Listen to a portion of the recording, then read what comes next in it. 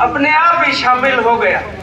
बहुत ही शानदार उन्होंने जो गीत गाए वो एक तो तू कर संग्राम है साथी घड़ी संकट की आई। तो ये संकट जो वहां साम्राज्यवाद मुर्दाबाद लिखा हुआ है, ये दुश्मन तब भी साम्राज्यवाद था, अभी भी साम्राज्यवाद है। तो भगत सिंह और हमारे जो शहीद हैं और जो आजादी के अंदर जिन्होंने कुर्बानियां दी, जिन मूल्यों के लिए और जिन विचारों के लिए, आज भी वो प्रासंगिक है। ये डॉक्टर साहब ने भी यहाँ बोलते हुए रखा। और वो जो तुकर संग्राम है साथी, ये हमारी लेखिका है डॉक्टर मंजीत राठी जी, उनका लिखा हुआ गीत है ये। आज वो हमारे बीच में आ नहीं पाई क्योंकि अस्वस्थ हैं, जल्दी स्वस्थ होंगी ऐसी हम कामना करते हैं। लेकिन बड़ा शानदार जो संदेश है उस गीत में कि वो कह रही है कि सबसे कमजोर की धड़कन जहां देती सुनाई है वो आजादी होती है। और फिर उन्होंने कहा विदेशी हाथों में बेचे जो मेहनत की कमाई है। आज हमारे ऊपर दबाव जो टैरिफ का लगा है, कपास का 11% जो आयात शुल्क है एक तरफा तौर पे हटा दिया। 3 महीने में सिर्फ 767 किसान खुदकुशी कर गए महाराष्ट्र के अकेले। शुरू के जो 3 महीने जनवरी फरवरी मार्च कपास उत्पादक है। इसके बावजूद भी जिस तरह अमेरिका के दबाव में ये, और उसके बावजूद भी वो कहते हैं और भी हटाओ, ये हिंदुस्तान की मार्केट में हम अपना माल बेचेंगे। धमकियां दे रहे हैं, 50% टैरिफ का दंड लगा दिया हमारे ऊपर। ये कह रहे हैं तुम रूस से तेल क्यों खरीद रहे हो। भारत सरकार कहती है कि हमें सस्ता मिलता है, हमारी मर्जी होगी वहां से खरीदेंगे। हम तो ये जरूर कह सकते हैं कि जब रूस सस्ता तेल दे रहा है तो लोगों को सस्ता पेट्रोल डीजल क्यों नहीं मिलता। लेकिन अमेरिका कौन है जो ये बताएगा हिंदुस्तान को ये वही साम्राज्यवाद है। ऐसे ही बच्चों ने नहीं लिख रखा। और इन्होंने ये जो नारा लगाया था शुरू में इनकलाब जिंदाबाद का, वो हमें उसके विचार को समझने की जरूरत है। हम कहते हैं शहीदों तुम्हारे सोच को, तुम शहीदों तुम्हारी सोच पे पैरा देंगे ठोक के तो पैरा जब देंगे ना जब उस सोच का जानकारी होगी हमें कि शहीदों की सोच क्या थी। आज 2 धाराएं हैं।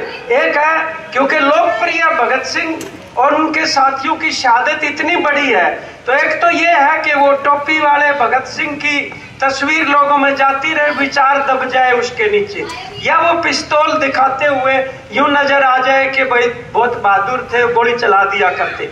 ये भगत सिंह की जो सही छवि है वो ये नहीं है। सही छवि है उनका इनकलाब का जो विचारधारा है, जिसके अंदर ये जात पात, छुआछूत, लिंग भेद आदमी औरत का, और ये सांप्रदायिकता जो जिस तरह से हिंदू मुसलमान करके देश को 1857 का भी गीत साथी ने सुना है राजेश ने। ये मेवात हमारे यहाँ है, वो 1857 में जिस तरह एकता हुई थी हिंदू मुस्लिम की, उसके बाद उसको तो दबा दिया अंग्रेजों ने। आखिर में उन्होंने ये संकल्प ले लिया कि इनकी एकता नहीं होने देनी। हिंदुस्तान में 90 साल और राज किया। और आज भी न केवल हमारे जो राज करने वाले शासक हैं, बल्कि साम्राज्यवाद फिर से ये चाहता है कि हिंदुस्तानी आपस में लड़ते रहें, उनके ऊपर हमले करते रहो। और जो डॉक्टर साहब ने बताई थी समाजवाद और हमारा धर्म निरपेक्षता, वो दोनों शब्द संविधान में ऊपर लिखे हुए हैं। जो मुखड़ा है संविधान का प्रियम्बल, आज का शासक दल आरएसएस ये कह रहा है ये दोनों शब्द हटा दो। उनका इतनी भी सुहाड़ नहीं कि संविधान के अंदर समाजवाद और हमारी धर्म निरपेक्षता के शब्द वहां रहे।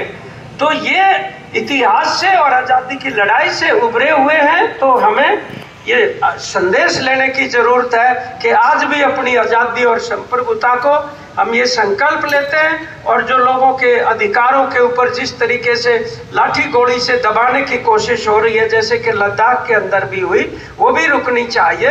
और अगर ट्रंप नोबेल प्राइज चाहता है तो इजराइल का क्यों समर्थन कर रहा है, जिसने 62,000 निर्दोष लोगों का गाजा के अंदर कत्ल किया। सेकेंड वर्ल्ड वॉर के बाद कोई भी इस तरह की बात नहीं सुनी और देखी गई जो आज वहां पे होने लग रही है। बच्चे और महिलाओं को जिस तरह कत्ल किया जा रहा है, रोंगटे खड़े हो जाते हैं। तो हम ये शहीदों की जो विचारधारा है उनको श्रद्धांजलि अर्पित करते, उनको याद करते हुए आज ये संकल्प लें कि ये रुकना चाहिए और हम एकता बना के इन चुनौतियों का जो है मुकाबला करेंगे।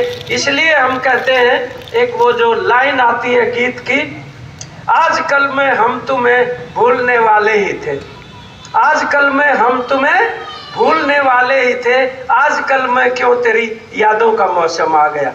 उनको याद आप इसलिए कर रहे हैं कि वो मौसम है आज साम्राज्यवाद और सांप्रदायिकता और फूट परस्त की राजनीति और अपने किसान मजदूर के जो हक हैं उनकी आजीविका को बचाने की उस लड़ाई को मजबूत करते हुए अपनी एकता को बढ़ाएंगे। बहुत बहुत धन्यवाद। मुझे उम्मीद है कि हमारे बीच में हाउस में जो हमारे गणमान्य और मौजूद साथी बैठे हैं वो इस विचार और इस संकल्प का समर्थन करेंगे। धन्यवाद।